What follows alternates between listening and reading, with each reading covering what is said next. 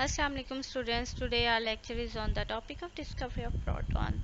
Discovery of proton में सबसे पहले तो आपने ये चीज़ देखनी है कि यहाँ पे हमारे पास एक डायग्राम शो हो रही है। अब इस डायग्राम में अगर आप देखें तो आपको पता चलेगा ये जो स्ट्रक्चर है एटम का, ये किस तरह से डिफरेंट साइंटिस्ट की वर्किंग के बाद में ये हमने बनाया है। ठीक है कि डिफरेंट साइंटिस्ट ने डिफरेंट थ्योरीज पेश की कि एटम का स्ट्रक्चर ऐसा नहीं ऐसा होता है, इसके अंदर सब एटॉमिक पार्टिकल्स होते हैं।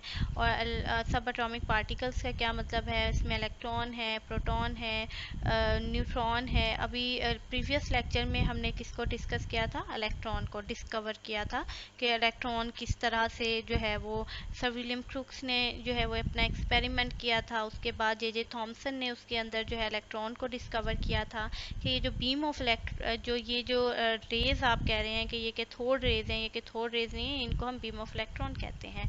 ठीक है। Now today we will discuss the discovery of proton. First of all discuss some possible question regarding this topic. The first question is how the protons were discovered and write down their properties. And the second possible question is draw a label diagram to show the presence of protons in the discharge tube and explain how canal rays were produced. ठीक है, ये अब यहाँ पे देखें कि इस तरह से ये क्वेश्चन कितना ज़्यादा इम्पोर्टेंट है कि ये डिफरेंट बोर्ड्स में जो है ये डिफरेंट एग्जामिनेशंस में ये क्वेश्चन जो है वो पूछा जाता रहा है। ठीक है। Okay, Goldstein was the scientist who discovered the proton in 1886. ठीक है। अब उसने जो चीज़ ऑब्जर्व की थी, उसने क्या चीज़ ऑब्जर्व की थी, उसने देखा कि जो है उसने ये ऑब्जर्व किया कि ये जो आपके सामने ग्लास डिस्चार्ज ट्यूब बनी हुई है, उसने देखा कि इन डिस्चार्ज ट्यूब में जो है कैथोड रेज या प्रोटॉन इलेक्ट्रॉन के अलावा भी कुछ रेज जो हैं वो प्रोड्यूस हो रही हैं जो कि इन कैथोड रेज के ऑपोजिट डायरेक्शन में मूव कर रही हैं। यानी जो कैथोड रेज थी वो जो है वो मूव कर रही थी इस डायरेक्शन में, तो ये रेज किस में मूव कर रही थी, ये उसके ऑपोजिट डायरेक्शन में मूव कर रही थी, ये लाइक दिस वन। ठीक है। और उसने इनको क्या नाम दिया था, कैनाल रेज का नाम दिया था। अब उसने इनको कैनाल रेज का नाम क्यों दिया था, उसने अपने एक्सपेरिमेंट में क्या किया था, उसने उसी एक्सपेरिमेंट को थोड़ा मॉडिफाई किया और उसमें चेंज किया और उसने यहाँ पे जो अपना कैथोड यूज़ किया वो परफोरेटेड कैथोड था। परफोरेटेड का क्या मतलब है, उसमें होल्स थे। ये देखें, ये छोटे छोटे परफोरेशंस है, परफोरेशंस कहते हैं छोटे छोटे सुराख। ठीक है। और ये सुराख ऐसे हैं जिस तरह से नहरें बनी हुई होती हैं, तो नहर को इंग्लिश में क्या कहते हैं, कैनाल। ठीक है। तो ये बेसिकली इन रास्तों में से गुजर के ये आगे जाके किससे टकराते हैं, ये इन कैनाल्स में से गुजर के आगे जाके ये इस सरफेस के साथ स्ट्राइक करती हैं। ठीक है। तो उसने इन रेस को कैनाल रेस का नाम दिया। Okay. Goldstein observed that in addition to cathode rays, other rays are also present in discharge tube. These rays will travel in opposite direction to the cathode rays. ये अभी हमने discuss कर लिया। He uses a discharge tube having perforated cathode. He found that these rays pass through the cathode and produce a glow on the wall of the discharge tube. He called these rays as canal rays. ठीक है। यानी यहाँ से जैसे ही वो इस canals में से गुजरते हुए आगे जाएंगे और इस सरफेस के साथ क्या करेंगी, स्ट्राइक करेंगी। तो यहाँ पे जैसे ही ये सरफेस के साथ जाके टकराएंगी, स्ट्राइक करेंगी, तो इसमें यहाँ पे वो ग्लो प्रोड्यूस करेंगी, चमक प्रोड्यूस करेंगे। ठीक है। तो इनको उसने क्या नाम दिया था, कैनाल रेस का नाम दिया था। ठीक है। ओके।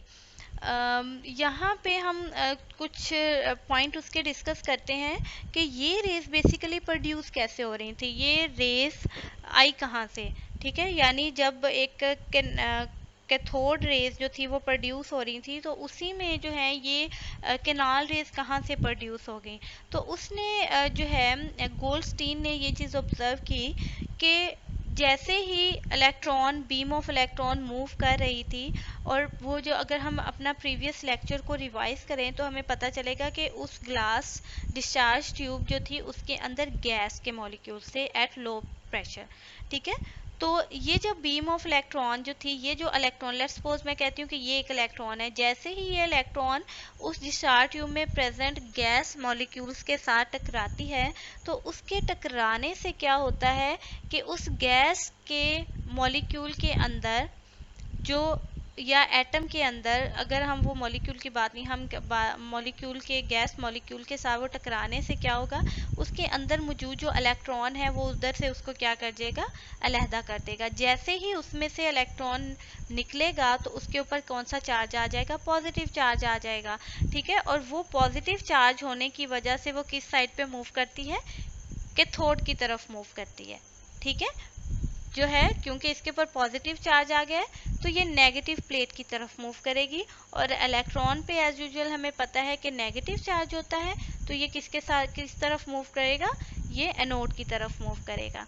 तो ये रेज बेसिकली कैसे प्रोड्यूस हुई कि जो ग्लास डिस्चार्ज ट्यूब थी उसके अंदर जो गैस पार्टिकल मौजूद हैं, मॉलिक्यूल मौजूद हैं, इलेक्ट्रॉन जो है वो जब उसके साथ टकराती हैं तो वो टकराने के बाद उसके इलेक्ट्रॉन भी वहाँ से क्या कर देगा, रिमूव कर देगा। जैसे ही वो उसका इलेक्ट्रॉन वहाँ से रिमूव करेगा, अब उस गैस के ऊपर कौन सा चार्ज आ गया है, वो मोलेकुलर आयन में चेंज हो गया। अब ये जो गैस का मॉलिक्यूल है जिसके ऊपर पॉजिटिव चार्ज आ गया, जिसको हम कैटाइनिक मॉलिक्यूल कह रहे हैं, ठीक है, मोलेकुलर आयन कह रहे हैं, तो ये मूव करना शुरू कर देगा नेगेटिव प्लेट की तरफ, जिसको हम क्या कह रहे हैं, कैथोड कह रहे हैं। ठीक है, तो ये उस साइड पे जाएगा और जो नेगेटिव चार्ज है वो एनोड की तरफ मूव करना शुरू कर देंगे। ओके, अब हम जो है इनकी डिफरेंट प्रॉपर्टीज़ जो हैं वो डिस्कस कर लेंगे। कैनाल रेज की the first property as usual, जिस तरह से आपने देखा कि कैथोड रेज थी वो स्ट्रेट लाइन में मूव करती हैं, ये भी क्या करती हैं, ये भी स्ट्रेट लाइन में मूव करती हैं, लेकिन ऑपोजिट डायरेक्शन में मूव करती हैं टू द कैथोड रेज। ये अभी हमने स्टार्ट में डिस्कस किया। और ये क्या करती हैं, ये भी मैग्नेटिक और इलेक्ट्रिक फील्ड में क्या करती हैं, डिफ्लेक्ट करती हैं, यानी अपने रास्ते से जो है, अगर ये पॉजिटिव है रेस तो ये नेगेटिव प्लेट की तरफ क्या करेंगे, डिफ्लेक्ट कर जाएंगे, बेंड कर जाएंगे, मूव कर जाएंगे। और नेचर ऑफ गैस पे जो है ये डिपेंड करती हैं। ठीक है, जो हमने कैथोड रेज पढ़ी थी वो नेचर ऑफ गैस पे डिपेंड नहीं करती, लेकिन ये जो रेज हैं ये रेज डिपेंड करती हैं नेचर ऑफ गैस पे। अब देखें, अगर मैं कहूँ कि जो है यहाँ पे आपको ये इस इक्वेशन से आपको पता चल जाएगा। लेट्स सपोज मैं अगर कहती हूँ कि उसके अंदर हीलियम गैस है, ठीक है, अब हीलियम गैस के मॉलिक्यूल्स का साइज डिफरेंट होगा एज कम्पेयर टू हाइड्रोजन और ऑक्सीजन। तो यहाँ पे जो है फिर उसी की बेस पे जो है यहाँ पे ये आयंस जो है वो प्रोड्यूस होंगे, और जो है यहाँ पे इनकी नेचर भी जो क्या होगी, वो डिफरेंट होगी। इस वजह से वो क्या कह रहे हैं, the nature of canal raise depends upon the nature of gas present in the discharge tube. जो गैस आप उसमें ऐड करेंगे उसी के ही वो आयंस बनेंगे ना, तो आयंस जो है वो बेसिकली उस गैस के बन रहे हैं जो आप उसमें फिल कर रहे हैं। तो ये जो रेज हैं, कैनाल रेज, ये डिपेंड कर रही हैं नेचर ऑफ गैस पे। Okay, these rays do originate from the anode. अब जिस तरह हमने पहले कहा था कि कैथोड रेज उनको हम क्यों कहते हैं, क्योंकि वो कैथोड से ओरिजिनेट हो रही थी, लेकिन इनको हम जो है वो ये नहीं कह सकते कि ये एनोड से जो है, क्योंकि ये उसके ऑपोजिट डायरेक्शन में आ रही हैं, तो हम कहें कि ये एनोड से ओरिजिनेट हो रही हैं। In fact these rays are produce when cathode rays और इलेक्ट्रॉन कोलाइड या टकराते हैं with the residual gas molecule, जो गैस मॉलिक्यूल उस डिस्चार्ज ट्यूब में प्रेजेंट है in the discharge tube, and ionize them, और उनको आयनाइज कर देते हैं, आयंस में चेंज कर देती हैं। ठीक है, okay. Mass of these particle was found equal to that of proton और simple multiple of it। ठीक है, तो mass जो था इसका, इन particles का mass जो है वो क्या कह रहे हैं कि वो equal था the mass of proton, यानी जितना प्रोटॉन का mass हो, अब हमने डिस्कवर कर लिया है उनका, तब उसने उतना ही डिस्कवर किया था। और the mass of proton जो है वो 1840 टाइम्स मोर होता है, ज़्यादा होता है as compare to the electron. ठीक है, ये डिफरेंट प्रॉपर्टीज हैं किसकी, पॉजिटिव रेज की। और इसके बाद हम अपने इस पूरे टॉपिक को कंक्लूड उन्होंने क्या किया था कि ये सारे एक्सपेरिमेंट करने के बाद पहली बात उन्होंने क्या कही कि these rays are made up of positive charge particles. ठीक है, यानी उन्होंने कहा क्या कहा, क्योंकि ये डिफ्लेक्ट हो रही थी। क्वेश्चन क्या यहाँ पे बनता है कि why these rays are called positive, या इनके ऊपर पॉजिटिव चार्ज है, आपको कैसे पता है? तो हम इसका आंसर क्या करते हैं कि their deflection within the electric and magnetic field shows that these are positively charged particle। ठीक है, ये क्वेश्चन पूछा जाता है कि ये कि किस तरह से आप कहते हैं कि ये पॉजिटिवली चार्ज पार्टिकल है। तो इनकी डिफ्लेक्शन जो हो रही है, जो ये बेंड हो जाती हैं, मुड़ जाती हैं इन द इलेक्ट्रिक और मैग्नेटिक फील्ड, उससे हम कहते हैं कि ये पॉजिटिवली चार्ज पार्टिकल हैं। The mass and charge of these particles depend upon the nature of gas in the tube, hence different gases produce different types of positive rays having particles of different masses and different charges। ये बात भी अभी हम discuss कर चुके हैं कि क्योंकि अगर डिफरेंट गैसेस होंगी तो डेफिनेटली उनके डिफरेंट पार्टिकल साइज होंगे और डिफरेंट मैसेज एंड चार्जेस होंगे। Positive particle produced by a gas will be the of same types. ठीक है, ओके अब यहाँ पे वो क्या कह रहे हैं कि जिस भी गैस के पॉजिटिव पार्टिकल प्रोड्यूस होंगे वो एक ही तरह के होंगे, यानी एक गैस के जितने भी पार्टिकल प्रोड्यूस होंगे वहाँ से वो उसी की टाइप के होंगे। तो positive raise produce by lightest gas hydrogen contain protons. ठीक हो गया।